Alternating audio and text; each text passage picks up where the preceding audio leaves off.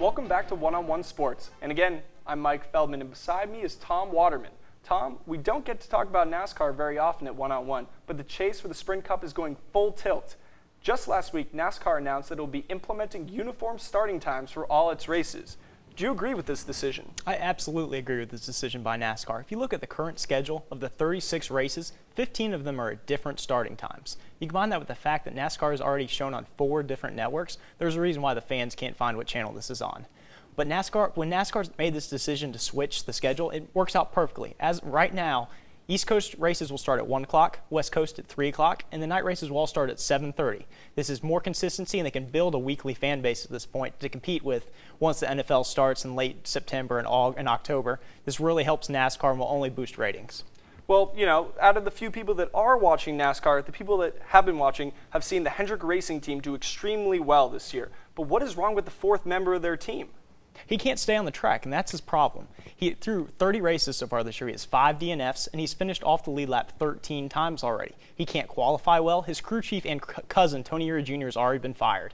His new crew chief, Lance McGrew, is in the process of building new cars that better suit Dale Jr., quicker cars, ones that will hopefully qualify better at this point. But if you look at the success of his teammates, Jimmie Johnson's first in points, Mark Martin's second in points, Jeff Gordon's 4th in points. There's a reason why they're succeeding so well. They're working with the best equipment. Dale Jr. is just not working out right now. I'll tell you why Dale Earnhardt Jr. is going to work out for NASCAR. It's because his lineage. His father is Dale Earnhardt Sr. If you've seen Saturday Night Live, Chris Farley jokes about, who would win a fight, Ditko or God. Dale Earnhardt Sr. would take out God for sure in the NASCAR world.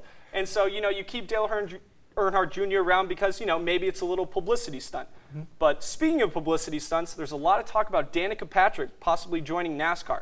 How do you think her success will be switching from IndyCar to NASCAR? I don't expect her to have any success because she is a publicity stunt, just like you said. If you look at her track record, no pun intended right there, through 82 starts in IRL, she has 1 win. Her numbers don't match up. She hasn't earned a promotion to NASCAR at this point. There are many other drivers that would take over her. But NASCAR is such a different animal right there. You've got the cars weigh twice as much. They're twice as wide. You have to learn how to handle. These are 30 different tracks she's never even seen. I don't think she'd be successful at all, and I think the very fact that she's a woman in a male-dominated sport is the reason why she's being talked about. So, Tom, you're saying she wouldn't be a contender for the chase for the Cup? Not at all. All right, well, speaking of the Cup, do you think the implementation of the chase for the Sprint Cup has helped the fans and, in NASCAR in general? I think it has, because of the very fact it is a playoff. It's NASCAR version, whether you agree with it or not, but it is a playoff. And this is what college football fans have been demanding, and it's been so successful in the NFL, March Madness, things like that. You see the 12 best drivers. They start back at scratch, and it's about those 10 races at the end of the year. There's road courses, there's super speedways, there's intermediate-sized tracks. This is what fans want to see, the best drivers on the best tracks racing it out. All right, well, so we've seen this like in golf and now in NASCAR. How do you think NASCAR separates itself, and how is their race different? Well, the race is different because it doesn't matter about the other 30 drivers after the chase starts. It's about those 12 guys. They're competing against 12 men, the 12 best. The other 30 drivers don't matter. They're still out there, unlike in the playoffs and things like that in other sports. They're still there. So you have 43 guys to compete against, but you're essentially racing 12 men to see who can be the best and who can get the Sprint Cup. Love to hear that. Love the best guys going at it by themselves, no crazy playoff scenarios. Mm-hmm. But now that, we're looking at, the meat of the lineup, as you'd say in other sports, who is your favorite to win the Sprint Cup? At this point, I'm going to have to go with Tony Stewart. I know everyone else is, Jimmie Johnson. He's won 3 consecutive Sprint Cups. But Tony Stewart, by all means, he's the most talented driver currently right now. I think he's got all the fans behind him. He's got all of Dale Earnhardt, as you mentioned, former fans. Tony Stewart wins. And if you look back to 2005, you can see how hot this guy can get. In 2005, he had 13 consecutive top 10 finishes at one point in the season. I expect him to go on a roll like this his last 6 races and win the Cup. I think he's the best driver, and he's going to win it. It's a very good pick.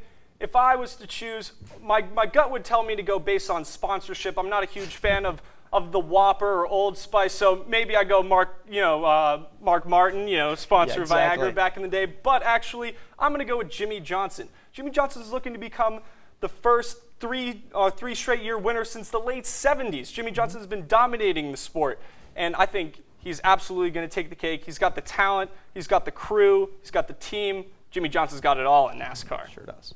All right, that's all we have for you to talk about the Sprint Cup Series, but don't go anywhere because when we come back, we'll be discussing the NFL. Stay tuned to One-on-One Sports. Some people told us that we didn't have enough energy and spirit on the show. I always thought we did, but I guess not. So we thought it'd be a good idea to bring the Elon Phoenix mascot on the show and give us a little bit of energy. Pump us up. All right, bud, I'm just going to put this microphone on you. All right, you're going to talk right in there to camera, too. Just going to read the words that come up. Let's see some emotion. All right, you're going to be great.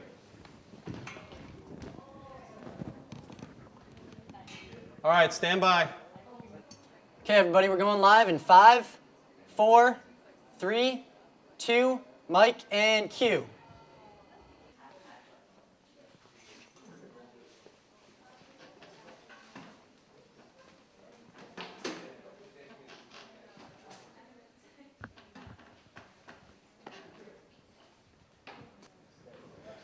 Oh, boy.